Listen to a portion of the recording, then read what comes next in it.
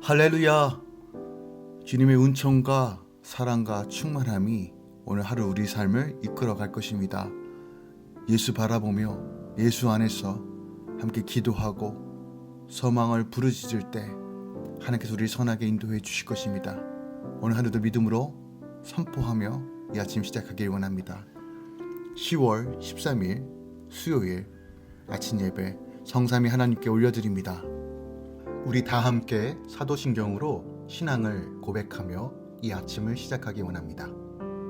전능하사 천지를 만드신 하나님 아버지를 내가 믿사오며 그 외아들 우리 주 예수 그리스도를 믿사오니 이는 성령으로 잉태하사 동정녀 마리아에게 나시고 본디오 빌라도에게 고난을 받으사 십자가에 못 박혀 죽으시고 장사한 지 사흘 만에 죽은 자 가운데서 다시 살아나시며 하늘에 오르사 전능하신 하나님 우편에 앉아 계시다가 저리로서 산자와 죽은 자를 심판하러 오시리라. 성령을 믿사오며 거룩한 공예와 성도가 서로 교통하는 것과 죄를 사하여 주신 것과 몸이 다시 사는 것과 영원히 사는 것을 믿사옵나이다. 아멘. 오늘 하나님의 말씀은 에스겔 33장 10절부터 20절까지입니다. 에스겔 33장 10절부터 20절까지입니다. 그런즉 인자야 너는 이스라엘 족속에게 이르기를 너희가 말하여 이르되 우리의 허물과 죄가 이미 우리에게 있어 우리로 그 가운데서 쇠퇴하게 하니 어찌 능히 살리요 하거니와 너는 그들에게 말하라 주 여호와의 말씀이니라. 나의 삶을 두고 맹세하노니 나는 악인이 죽는 것을 기뻐하지 아니하고 악인이 그의 길에서 돌이켜 떠나 사는 것을 기뻐하노라. 이스라엘 족속아 돌이키고 돌이키라. 너희 악한 길에서 떠나라. 어찌 죽고자 하느냐 하셨다 하라. 인자야 너는 내 민족에게 이르기를 의인이 범죄하는 날에는 그 공의가 구원하지 못할 것이요 악인이 돌이켜 그 악에서 떠나는 날에는 그 악이 그를 엎드려뜨리지 못할 것인즉 의인이 범죄하는 날에는 그 의로 말미암아 살지 못하리라. 가령 내가 의인에게 말하기를 너는 살리라 하였다 하자. 그가 그 공의를 스스로 믿고 죄악을 행하면 그 모든 의로운 행위가 하나도 기억되지 아니하니니 그가 그 지은 죄악으로 말미암아 곧 그 안에서 죽으리라. 가령 내가 악인에게 말하기를 너는 죽으리라 하였다 하자. 그가 돌이켜 자기의 죄에서 떠나서 정의와 공의로 행하여 저당물을 도로 주며 강탈한 물건을 돌려보내고 생명의 율례를 지켜 행하여 죄악을 범하지 아니하면 그가 반드시 살고 죽지 아니할지라. 그가 본래 범한 모든 죄가 기억되지 아니하리니 그가 반드시 살리라. 이는 정의와 공의를 행하였음이라 하라. 그래도 내 민족은 말하기를 주의 길이 바르지 아니하다 하는도다. 그러나 실상은 그들의 길이 바르지 아니하니라. 만일 의인이 돌이켜 그 공의에서 떠나 죄악을 범하면 그가 그 가운데서 죽을 것이요 만일 악인이 돌이켜 그 악에서 떠나 정의와 공의대로 행하면 그가 그로 말미암아 살리라. 그러나 너희가 이르기를 주의 길이 바르지 아니하다 하는도다.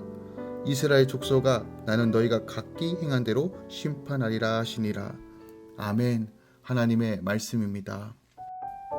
오늘 본문은 어저께에 이어 파수꾼의 사명을 받은 에스겔이 선포하고 있는 내용을 담고 있어요. 특별하게 하나님께서 그들을 향하여 심판이 목적이 아니라 그들이 회개함으로 돌이키기 위함임을 다시 한번 확인시켜주고 있습니다.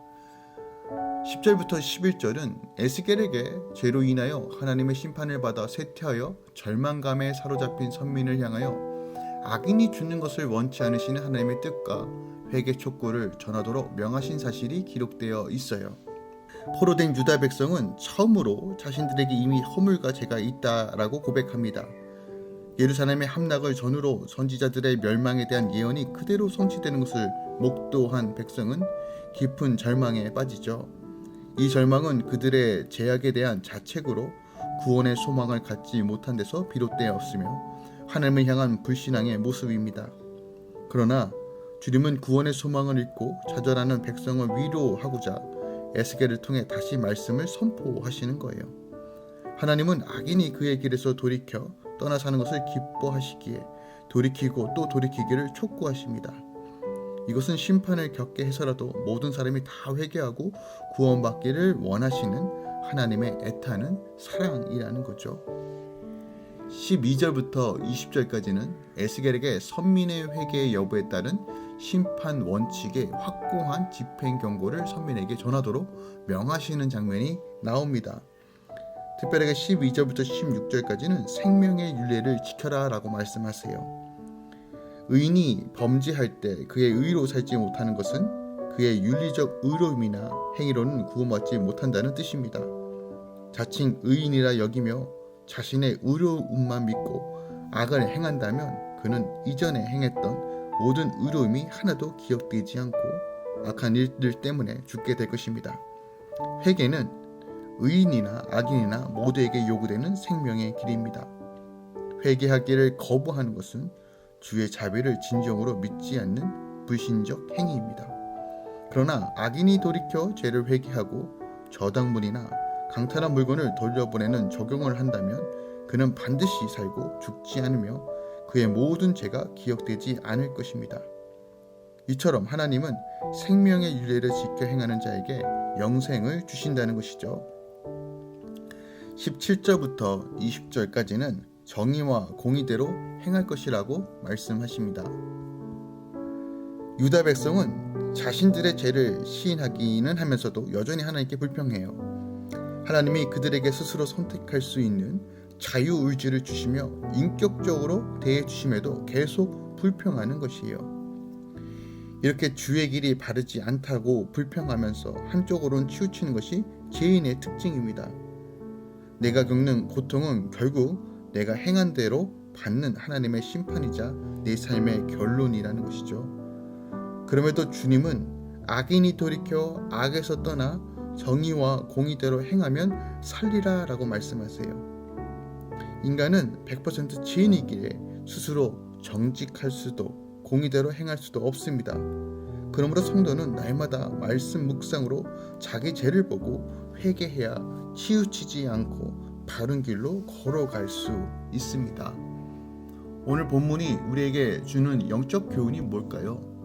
결국 회개는요, 다름 아닌 죄악의 길에서 의의 길로 돌이키는 겁니다. 눈물을 흘리고 죄를 고백하는 수준에서 넘어서 죄악의 길에서 의의 길로 돌이키는 것이에요. 11절 후반에 보면 하나님께서 이스라엘 족속아 돌이키라 돌이키라 라고 촉구하십니다. 이는 하나님께서 죄 가운데 쇠퇴하며 마침내는 살지 못하고 죽을 운명에 처한 이스라엘 백성들을 향하여 그들이 죽지 않고 사는 방법을 제시하고 있는 거예요. 곧 구원의 방법을 제시하시는데 그 방법이 돌이키라는 것이에요. 곧 회개하라는 말입니다. 악인의 죄가 아무리 흉악하더라도 회개하기만 하면 구원에 이룰 수 있다는 것이에요. 그럼 과연 회개란 무엇일까요? 회개를 어떻게 하는 것일까요? 우리는 그에 대한 답을 하나님의 말씀에서 찾아야 되는데 그 해답은 돌이키는 것입니다. 가던 길을 멈추고 돌이키는 것이 가던 죄의 길을 멈추고 의의 길로 말씀에 순종하는 삶으로 돌이키는 것이 회개라는 것이에요. 특별하게 하나님께서 본절에서 너희 악한 길에서 떠나라 라고 말합니다. 돌이키다와 떠나다에 해당하는 이 히브리 단어는 슈브인데 이 단어는 구약 성경에서 회개를 표현할 때 주로 사용되는 단어예요. 이는 회개가 단순히 죄에 대하여 후회하는 것을 의미하지 않아요. 많은 사람들이 회개라고 하면 단순히 죄악에서 슬퍼하거나 어떤 특별한 기도를 통해서 그것이 나 회개했어 라고 생각하는데 그런 게 아니라는 것이에요. 감정놀이가 아닙니다. 회개는 반드시 그 회개적 삶의 열매가 있어야 합니다. 진정한 회개는 내 죄를 뉘우치고 슬퍼하고 죄의 길에서 돌이키는 것까지 다 포함되는 것입니다. 물론 우리가 그 과정에서 또 넘어질 수 있어요. 또 쓰러질 수 있습니다. 하지만 중요한 건 내가 주께로 방향성을 잡고 하나님의 나라와 그의 의를 위해 살겠다고 나아가는 것이에요. 그러므로 우리는 늘 회개하는 삶을 살아야 돼요. 늘 돌이키는 삶을 살아야 돼요. 말씀으로 내 삶을 조명해보고 무엇이 어그러지고 깨져 있는지를 알고 하나님의 도우심을 구하며 예수 그리스도의 이름으로 나의 죄를 주님께 전가시키고 주의 의로우심이 내 것이 된 것을 믿음으로 바라보며 나아가는 것이에요. 진정한 회개는, 합당한 회개는 죄를 뉘우치는 것만이 아니라 죄의 길에서 반드시 돌이켜 의의 삶을 통해서 그 진정성이 드러나야 한다는 것입니다. 실로 참된 회개는 죄에 대한 고백이나 슬픔의 문제로 그치는 것이 아닙니다. 반드시 돌이킴, 전적인 삶의 변화의 열매들이 나와야 돼요. 그래서 아무리 오랫동안 신앙생활을 해도 회개의 열매, 의의 열매가 없다라면 다시 한번 우리 삶을 점검해 봐야 합니다.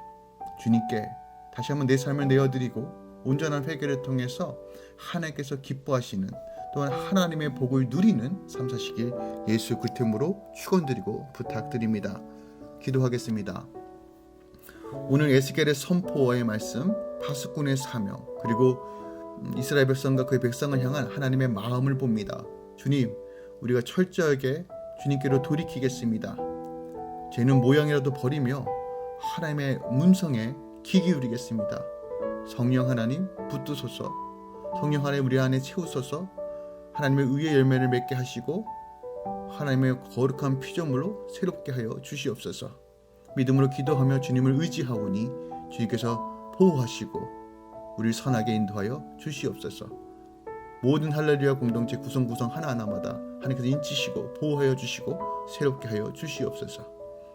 이제는 우리 주 예수 그리스도의 은혜와 우리 하나님 아버지의 놀라우신 사랑과 성령님의 내주셨던 충만 역사하심이 오늘도 회개적 삶을 통해서 주님께 돌이키는 삶을 통해서 하나님의 얼굴을 구하는 모든 주의 자녀들의 삶 가운데, 또한 회개를 통해서 하나님 나라를 세워가는 모든 삶의 영역 가운데 이로부터 영원까지 함께 있을지어다. 아멘.